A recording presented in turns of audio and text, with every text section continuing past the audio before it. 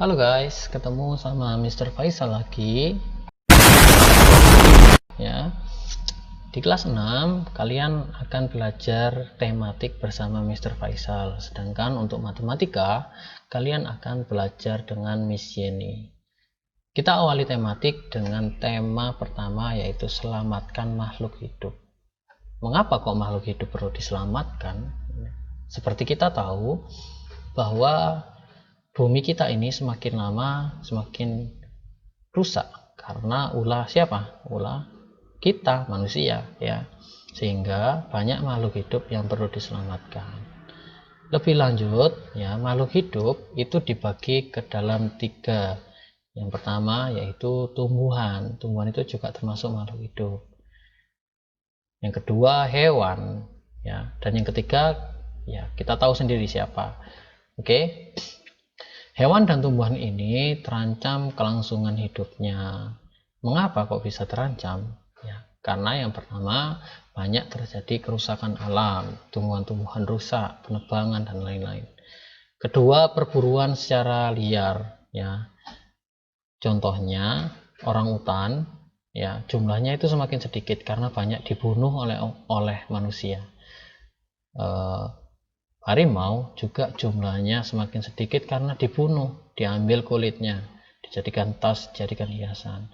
Badak di Indonesia ini dulu banyak badak berjumlah 1, sekarang jumlahnya bisa dihitung nggak sampai 100 kalau nggak salah, ya. Coba dicari infonya di internet. Komodo juga akan lama-kelamaan akan punah. Semua terjadi karena perburuan, ya.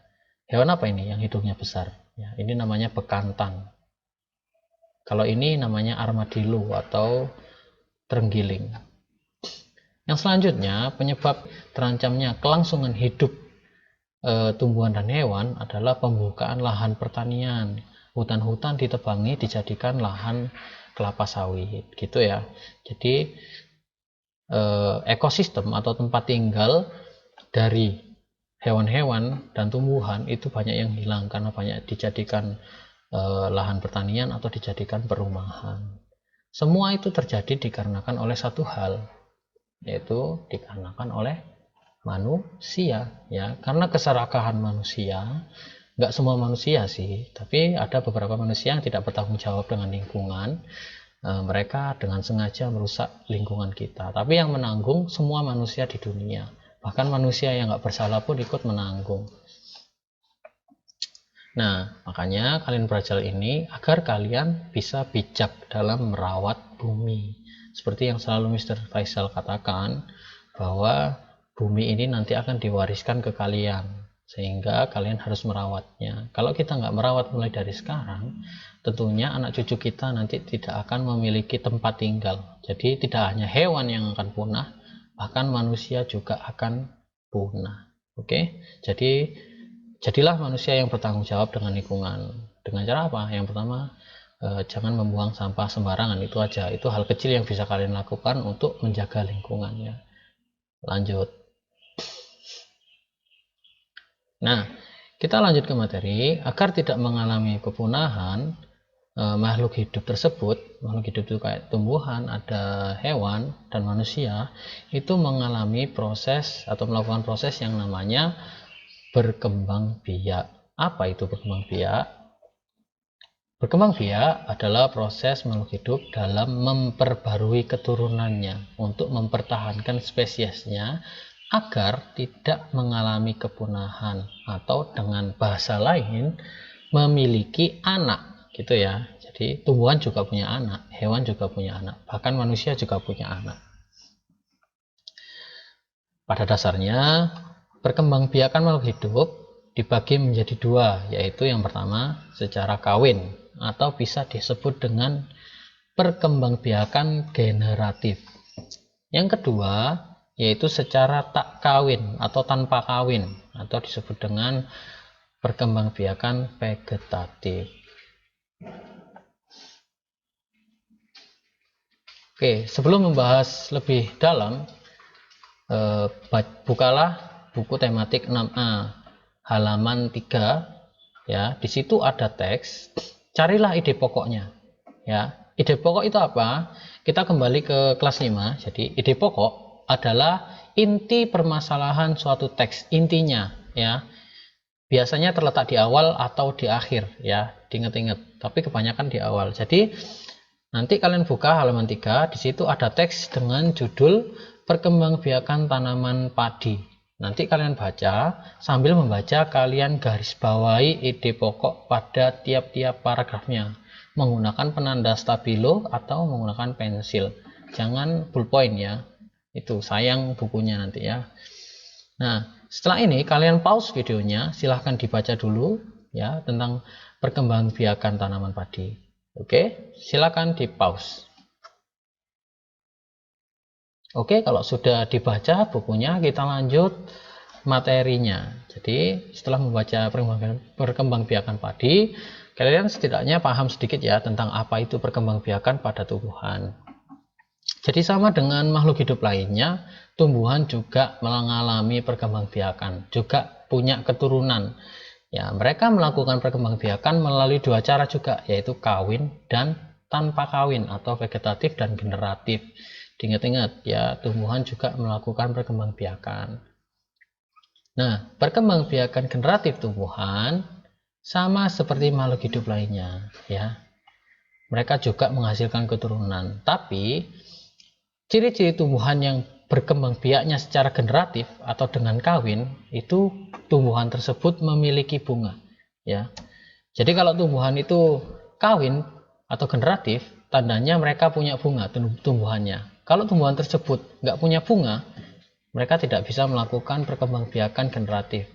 Makanya mereka melakukan perkembangbiakan secara vegetatif. Sekarang kita membahas tentang perkembangbiakan dengan cara kawin dulu atau generatif. Nah, perkembangbiakan tumbuhan secara generatif itu ditandai dengan adanya bunga pada tumbuhan. Nah, di dalam bunga tersebut terdapat sel kelamin betina dan sel kelamin jantan. Jadi nggak ada tuh tumbuhan cewek dan tumbuhan cowok, nggak ada. Tapi di dalam satu tumbuhan itu sudah ada kelamin betina dan sel kelamin jantannya. Nah, sel kelamin jantan pada bunga terdapat pada serbuk sari ya. Nanti kita akan bahas lebih dalam tentang ini. Dan sel kelamin betinanya terdapat pada putik ya. Mister ulangi lagi.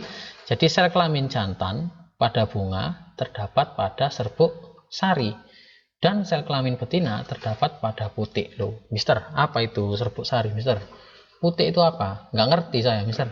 Nah, makanya kita bahas. Sebelum itu kita harus memahami tentang bagian-bagian pada bunga. Kalau bagian-bagian tumbuhan kan gampang ya. Ada daun, ada ranting, ada akar, ada dahan, ada pohon, ada buah dan lain-lain. Tapi kita akan membahas bunganya, bunga pada tumbuhan. Oke. Nah, bagian-bagian bunga pada tumbuhan. Yang pertama ada mahkota bunga. Mahkota bunga ini yang warna-warni. Ya. Yang kedua ada namanya benang sari. Benang sari ini biasanya ada di dalam mahkota. Bentuknya kayak tangkai kecil gini. Dan di atasnya ada kepala sari. Bentuknya ya mirip-mirip kayak gini, ada yang lingkaran, ada yang seperti ini ya. Yang keempat ada kepala putik. Nah, kepala putik ini sel di dalamnya ada sel kelamin betina. Sedangkan kalau di sini yang di lingkaran merah ini ada sel kelamin jantan yang disebut dengan serbuk sari ya. Di sini ada tangkai putik ya, bentuknya putik kayak gini panjang. Sehingga dibagi menjadi kepala putik, tangkai putik, dan bakal buahnya ada di dalam ya. Di dalam sini ada namanya bakal buah. Nah, kalau ini namanya kelopak bunga. Kalau kalian tahu ya, warnanya hijau biasanya, atau daun pelindung dari bunga. Itu sebelum bunga mekar biasanya dia ada menutupi semua. Di dalam ini, dalam putih ada bakal biji ya. Nanti yang bakal biji, makanya disebut bakal biji karena nanti akan menjadi biji. Biji-bijian pada tumbuhan. Nah, karena sudah mengenal ini, kita bahas tentang cara tumbuhan berkembang biak dengan generatif atau kawin. Jadi, tumbuhan berkembang biak atau kawin biasanya memiliki bantuan, harus dibantu ya. Biasanya dibantu oleh hewan-hewan di sekitarnya atau oleh angin, ya. Misalkan kita contohkan lebah.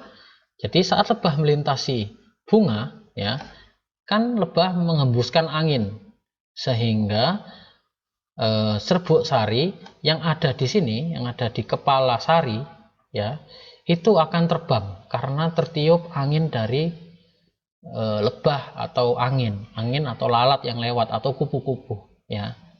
Serbuk sari ini bentuknya kayak bedak gitu, tapi kecil banget, lebih kecil dari bedak, sehingga saat berterbangan ini, ya, mungkin ada serbuk sari, ya, kemungkinan ada serbuk sari yang menempel di sini, menempel di kepala putik, menempel satu atau dua.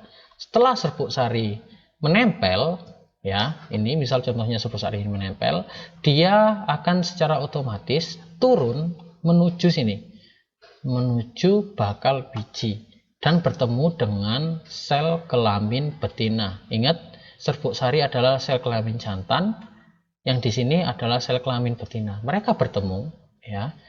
Secara otomatis dia akan turun dan terjadi yang namanya pembuahan atau peleburan. Ingat-ingat, terjadi namanya peleburan atau pembuahan. Setelah pembuahan terjadi, peleburan juga terjadi, maka, ya, tahap selanjutnya yaitu serbuk sari dan sel kelamin betina tadi, ya, akan menjadi zigot, ya. Zigot itu bakal, ya, bakal atau calon biji, calon buah. Nah, zigot ini lama kelamaan akan menjadi lembaga karena sudah tumbuh lebih besar, ya kan? Tumbuh lebih besar di dalam sini, ya, yang ini, ya, ini yang Mister perbesar, ini yang ini yang ditunjuk ini, ya. Nah, menjadi lembaga. Lembaga yang lama kelamaan tumbuh nanti akan menjadi buah, ya. Di dalam buah akan timbul biji. Nah, buah ini akan dimakan, misal, atau jatuh ke pohon. Buah ini jatuh ke pohon, telepuk, ya, jatuh ke pohon, otomatis bijinya akan masuk tanah, ya kan, lama kelamaan. Atau dimakan sama monyet, ya. Monyet ini kalau memakan tanaman biasanya bijinya dibuang masuk tanah, atau dimakan oleh manusia dan bijinya dibuang masuk tanah, gitu, ya.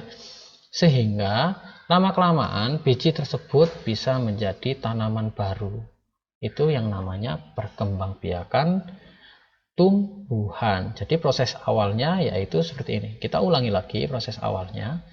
Proses awalnya perkembangbiakannya adalah saat bunga, ya, mendapat bantuan dari hewan atau angin atau benda lain, maka serbuk sari akan berterbangan dan salah satu atau duanya menempel di kepala putik, ya, menempel di sini, lalu akan turun ke bawah dan bertemu dengan sel kelamin betina, sehingga terjadi yang namanya peleburan atau pembuahan. Nah, setelah pembuahan terjadi, bakal biji ini akan menjadi zigot, ya. Setelah zigot tumbuh, akan tumbuh menjadi lembaga yang lebih besar. Nah, lembaga yang tumbuh akan menjadi buah, ya. Makanya kalau kalian lihat buah itu sebenarnya awalnya dari bunga, ya. Buah itu awalnya dari bunga. Kalau kalian lihat pohon mangga itu biasanya bunganya akan berubah menjadi buah. Itu kalau mangga kelihatan banget, mangga di sekolah itu enak-enak, ya. Nah, buah ini nantinya akan jatuh ke tanah, ya, atau dimakan hewan atau dimakan manusia, sehingga bijinya dibuang ke tanah. Saat biji dibuang ke tanah, maka tumbuh individu baru atau tanaman baru yang sama, yaitu tanaman apel, sehingga terjadilah proses perkembangbiakan atau